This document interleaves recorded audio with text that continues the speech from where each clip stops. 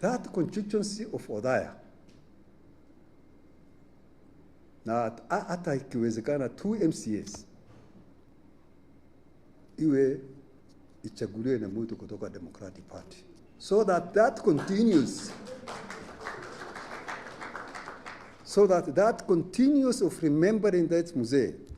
Even if some of us were not there, we shall continue to be there. Sasa kama mahali yeye ametoka mwenyewe, nyinyi mnaweka watu wengine, chama si inakuwa namna gani? Nani atakumbuka hii mzee? Jamani, tafadhali, I plead to you, mwangalie huko. Now, mimi namaliza. I want to call a son of Nyeri from that Nyeri, a senior person, to take over now from here to introduce this team which is come with. Also, atuambie njia gani tutaelekea na mambo gani inaendelea. The people's deputy president, Gachagua. Please, makofi. Tupatie kofi.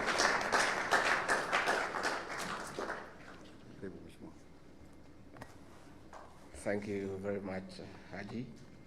The family of Mzee wetu Mwai Kibaki, the third president of the Republic of Kenya, distinguished guests, the panelists, the professors who have talked to us, and all the people who have come here for this memorial lecture and luncheon for the greatest president of our times, the late Mzee Mwai Kibaki. Good afternoon. I'm really very honored that I was invited to come for this lecture, and I want to thank the professors who spoke here to us about the leadership of Mzee Mwai Kibaki. Mzee Mwai Kibaki is a legend. He's a reference point in matters governance. And anybody who talks about governance in this country, there is reference to his leadership. He left a legacy that remains permanent, that is visible, and that is felt. His greatest achievement was the economic restoration and transformation of this country. And because I'm somebody who listens to the ordinary people, they tell me, don't tell us about economic growth, don't tell us about economic survey, don't tell us the economy has improved from this percentage to this percentage. We want to feel the growth the way we felt it when Kibaki was president. Because there was money in circulation, there was infrastructural development that is feasible, and people say they don't want to be told theories. They want to feel economic growth the way they felt it when Mwai Kibaki was president between the year 2002 and 2013. I want to really acknowledge the culture of hard work that the late president inculcated in all of us, asking people to work hard. I remember when he was sworn in as president and he made his first visit to Othaya, and those of us from Nyeri were very excited to welcome our son home, and we were lining up everywhere waiting for him. And when he reached Karatina, where I was, he didn't come out of the vehicle. And he lowered the window by a few inches, and then called a PC, akamuuliza, bwana PC, nini naendelea hapa? Hii watu yote, it was around 11. Nani nachuna majani chai? Nani yuko kwa shamba ya kahawa? Hapana, hapana, hapana, tutaharibu. Tukiendelea namna hii tutaharibu. He put the window up and drove to Othaya. Nobody ever came again to meet Mwai Kibaki. Watu walienda kwa mashamba.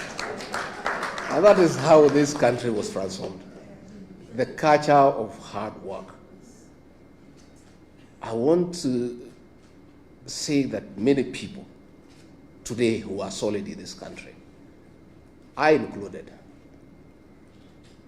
we made our money during the time of Kibaki because government documents were respected. If you had an LPO issued to you from government, you could walk into a bank and get 50% as LPO financing because you do the work and you will get paid. Today, if you go to an LPO, to a bank, nobody will talk to you.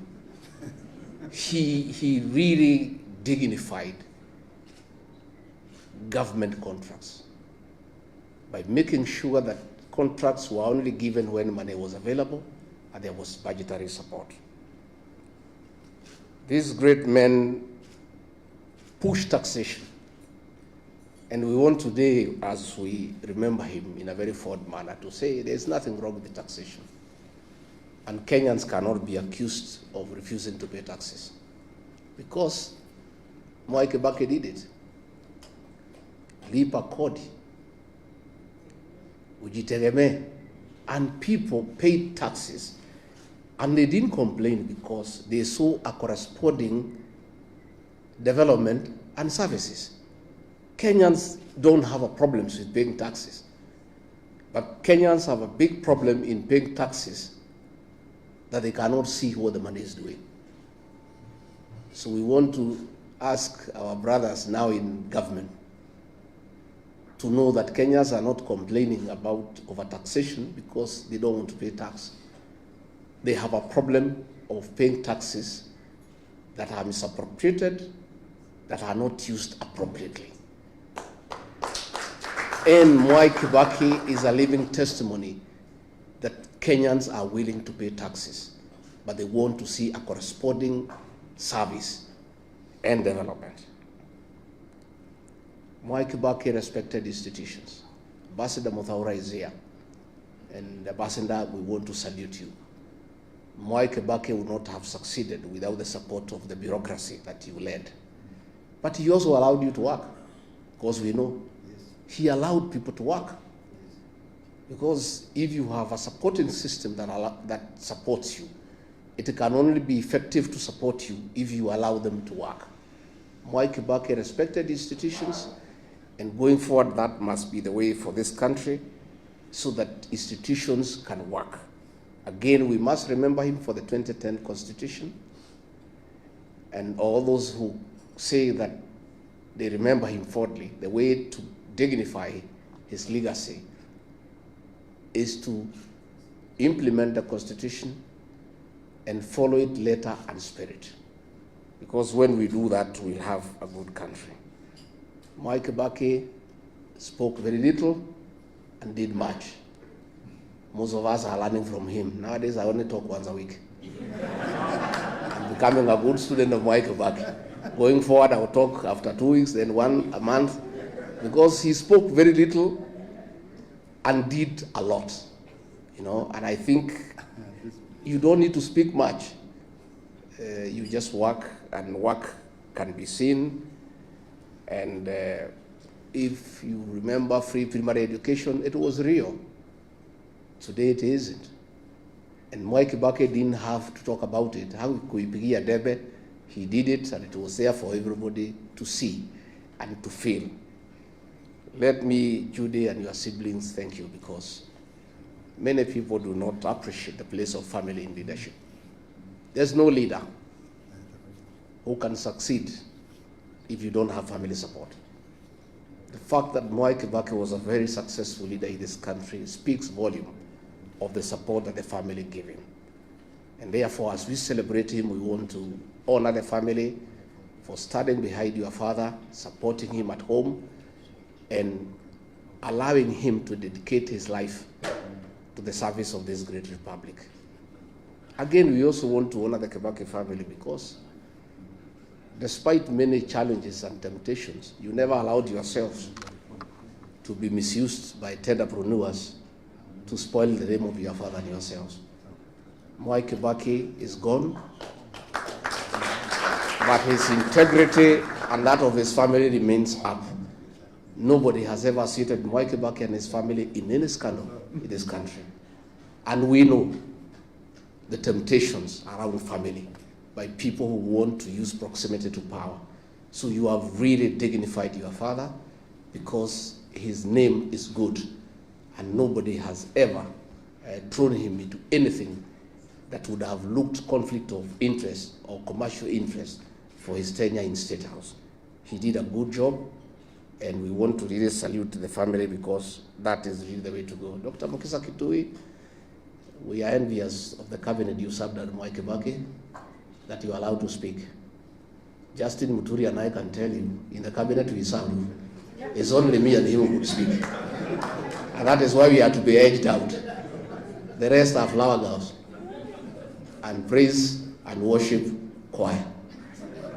So we would have wanted, if things could reverse and we served at Mwai Kibaki, we would have enjoyed, because he would have allowed us to contribute, to make meaningful contribution to the management of the affairs of this country.